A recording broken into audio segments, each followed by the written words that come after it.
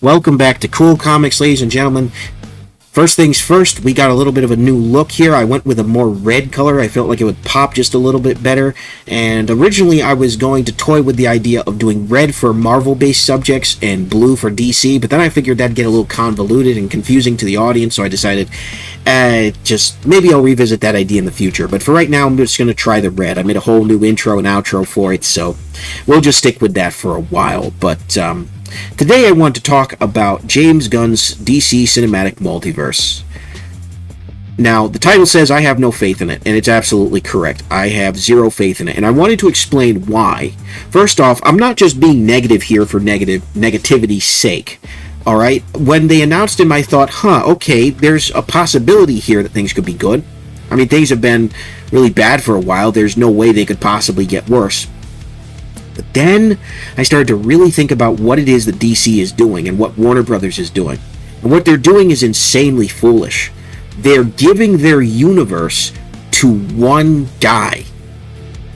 One guy. They're trying to do a Kevin Feige. They're saying this one guy is going to be over everything because it worked for Marvel for a while, so it's going to work for us. What a horrible assumption. When you've got universes as big as DC and Marvel, you need two things. You need a group of people who understand each of those individual characters, their history, they're willing to read their comics, their lore, they're willing to comb through it and use as much as they can.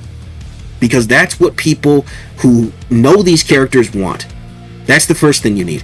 The second thing you need is people who are competent in their writing and directing and all of that. So you need good movie makers. So you need good movie makers and good lore people. And it seems like both DC and Marvel have both, but specifically DC. DC's been especially bad with it. And they failed quite a bit. And the question has always remained, does James Gunn actually know and understand these characters? And some people have said yes, like Jim Lee, and many others have said absolutely not. See, the idea is that because James Gunn did so well with Guardians of the Galaxy that he's just a natural fit, but I gotta tell you, Guardians of the Galaxy is not that well known of a comic. At least it wasn't until the films. Some people knew about it, I knew about them, but I had never read any of their comics, nor did I desire to. Guardians of the Galaxy was very obscure, which is why it was a lot easier to make into a franchise. And they thought, hey, if he can take these obscure characters and elevate them into cinematic masterpieces, then there's no telling what he can do with our vast universe of characters. Never mind the fact that he can just lie about his interest and knowledge of DC and then just Google everything later and then just kind of take a pair of scissors to the comics and take out what he wants and throw away what he doesn't. Which is a bad way to do it, by the way. So I have no faith in this, because you're putting it all in the hands of one guy. It doesn't matter who it is. That's just a bad strategy. It only worked for Marvel because they had a plan going forward, and then after that plan was concluded with Avengers Endgame, they didn't have a plan afterwards, and they weren't able to come up with a better plan afterwards. Which is just proof that it was lightning in a bottle. It cannot be replicated, and that's desperately what DC wants. They want that Marvel money, and they think they can get it because they're like, these characters do have draw. Superheroes do have draw. Batman, Superman, Wonder Woman, Green Lantern, Green Arrow, Flash, Aquaman, Hawkman, Hawkwoman, Dr. Fate, Booster Gold, Blue Beetle, Black Lightning, is it Captain Atom or the Atom? I can't remember. One or the other. I'm getting way far off track. There's so many DC heroes, just like there are so many Marvel heroes. But there's just an entire catalog, and they won't give these heroes what they deserve. I will commend them for elevating Blue Beetle, who I think has gained popularity over the years, but the fact remains is that he's not an A-lister. He's never been an A-lister. He's just a kid who inherits a suit. He's not that much dissimilar to the current Spider-Man, where at first it's just, he gets this suit from Tony Stark, and that's his thing. Which is really dumb, by the way. I really don't like Tom Holland's Spider-Man. I'm sorry. As somebody who understands the character, I do not like that. Spider-Man is a self-made hero from start to whenever he dies. It's ridiculous to me. Oh, but it's a twist, and it's an alternate universe. See, this is why they do the alternate universes. They did the same thing with My Adventures with Superman, which I think is also terrible. They use the excuse of it's the multiverse. And then they reference the multiverse to say, oh yeah, you're not the main universe. That doesn't excuse lazy writing, bad character design, bad character dialogue and motivations. Doesn't excuse any of that. And I don't have faith in James Gunn. First of all, I don't have faith in him. The second part I don't have faith in is Warner Brothers' D.E.I Department to keep their grubby paws off this thing, because I know they still have one, and I know they'll still be involved with whatever DC production goes forward. It'll be a while with these strikes, thank goodness. These strikes are kind of a savior in that sense. But when it does eventually lift, the D.E.I Department is basically going to run those movies as they have with the rest of them. Blue Beetle was an identity politics mess. It was all about the Latino identity. People say, well, is there anything wrong with that? Not if done right, and if done respectfully. If done right and respectfully, you can bring other people into the fold. It doesn't feel exclusionary in any sort of way. But from what I've heard of Blue Beetle, that's not the case. And from what I've seen, and from that whole Batman's a fascist thing, which is funny to see George Lopez try to play that off. Oh, no. The Uncle Rudy character said that. I don't feel that way. It's like, well, obviously. But that was a bad line. That's not a character that I want to care about. If he hates Batman, I don't care if George Lopez loves or hates Batman. What matters is his character said on screen, and I have to watch this character. I have to root for this character as a part of the team of good guys. That's not a good guy to me. It's ridiculous.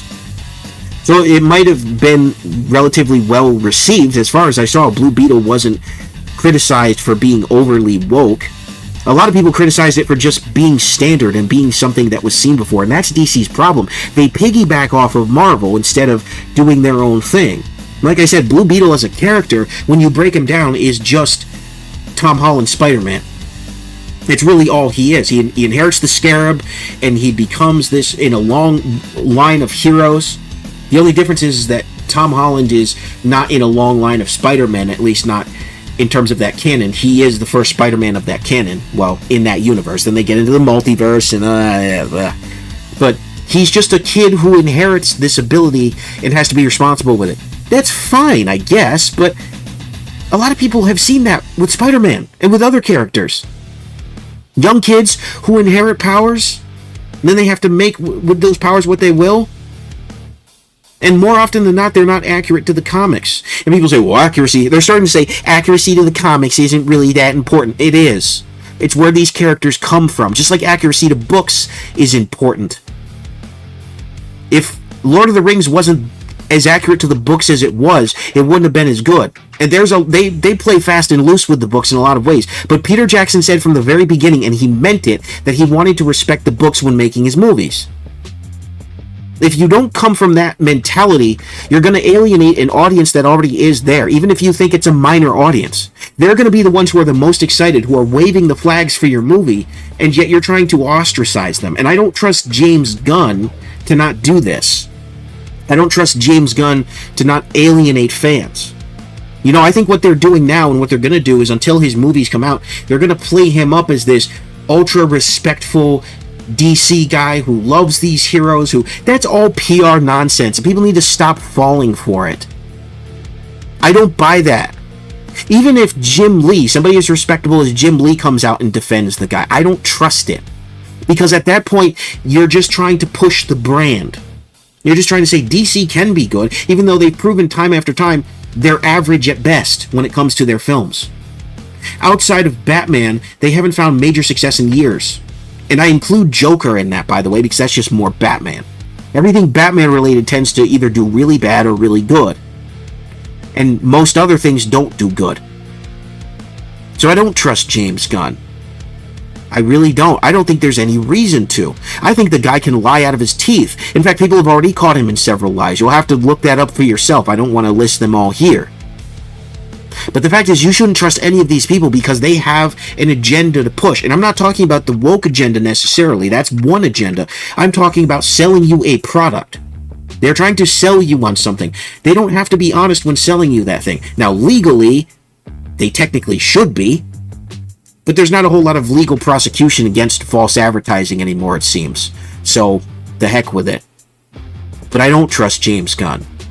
Oh, sure, he did fine with Guardians of the Galaxy. We can all acknowledge that, okay?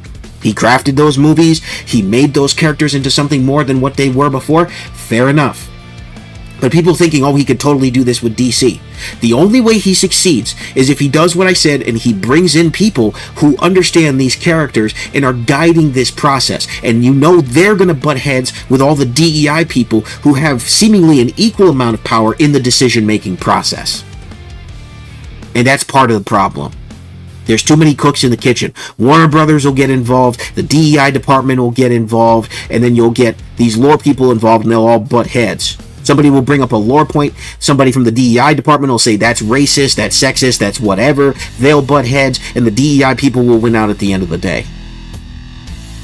So it doesn't matter what James Gunn does. His stuff is doomed. Because, yeah, there will be a bunch of normies who like whatever it is he does.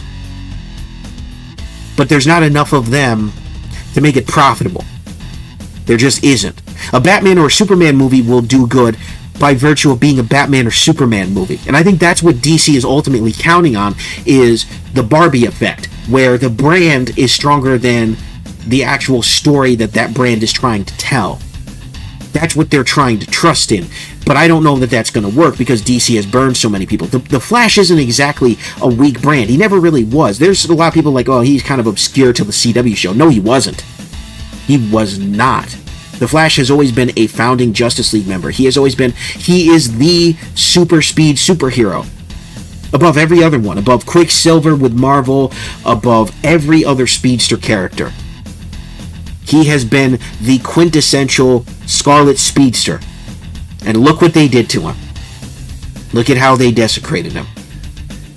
So no, I don't have any faith. Could he do the impossible and flip the script? Sure. Sure, I'm not going to say that it's absolutely impossible for them to do any good, but I'm not in the camp of people who believes that we should trust DC or Warner or any of these people who have failed repeatedly to get it right just because, oh, hey, look, we got a new guy. Because weren't they going to do J.J. Abrams before? Or was J.J. Abrams Marvel? I think they were going to do J.J. Abrams before, then they fired him. So, they're already not off to a good start. They bring in these A-list directors who say, yeah, I read a comic or two back in the day, and then they have them make these elaborate stories about how much they love the heroes, and then it turns out it's all bullcrap. You don't trust these. I don't know how many times you have to say you don't trust these people because they're not honest with you. They're under no obligation to tell you the truth about their history with these franchises. They can make up whatever. Because who's going to fact check them to that degree? Who's going to find pictures of James Gunn with his comic collection as like a 15, 16-year-old? Nobody's going to do that. Probably because there most likely aren't any. If there are any, then good for him. That means that maybe there's a chance. But I have yet to see anything resembling that. All I hear is what ifs and what could be. And I'm not interested in what ifs and what could be. I'm interested in what is their plan going forward. What are they going to do with these characters going forward to try and make them entertaining and bring in an audience. And be faithful to the comics. Because they keep saying they're going to be. But you can't trust them on their word alone because other directors in the past have said that and then completely lied about it. Completely. So you can't trust their words. You have to wait till you see their trailers and you get all of the set leaks and all of the plot leaks. We have to rely on leaks, unfortunately. We shouldn't have to. That stuff should be airtight and it should be a pleasant surprise. But at this point, I look forward to whatever leaks come out because it helps me determine whether or not I want to actually see it. Because more often than not, they tend to be right these days. Some of them aren't, obviously, but from credible sources, they absolutely can be. I'm just tired of the rigmarole, especially because I feel like DC heroes deserve better. They don't deserve to be locked in Batman limbo for success forever. You know, they should be able to find success with Superman, with Green Lantern, with Wonder Woman, with Flash, with Green Arrow. I'd like to see a comics-accurate Green Arrow for once, because that character, not the CW version, but the comics version, has a lot of charisma. He has a really cool Robin Hood-esque design. He is Batman-esque, but not like the CW. The CW made him a bad Batman ripoff. I'm not saying Stephen Amell didn't do a good job. I thought Stephen Amell did fine, but the Arrow character, as he was written in the comics, is fantastic. The Green Arrow character, what did I say, the Arrow character? I meant Green Arrow character regardless. As he's written in the comics, he's great. He's absolutely great. And doing a comics accurate version of that character would be awesome, and it would be different. It would be fun. Minor DC characters like that would be fun to elevate. But they won't do that because, again, Warner Brothers Discovery / DC is run mostly by their DEI departments, and that's all they care about. And so, in conclusion, I have no faith in James Gunn's DC cinematic multiverse. If you do, I'm not going to look down on you for it, because obviously I think anybody who's a fan of DC wants these heroes to succeed. But the reality is that I don't think Warner Brothers knows what to do with these characters anymore. And they've got the wrong people in charge of these characters every time. So I'm not holding my breath for greatness. You can if you want. I'm just choosing not to. Thank you very much for watching this edition of Cool Comics. This has been Super Koopa TV. God bless. Have a good one. Peace.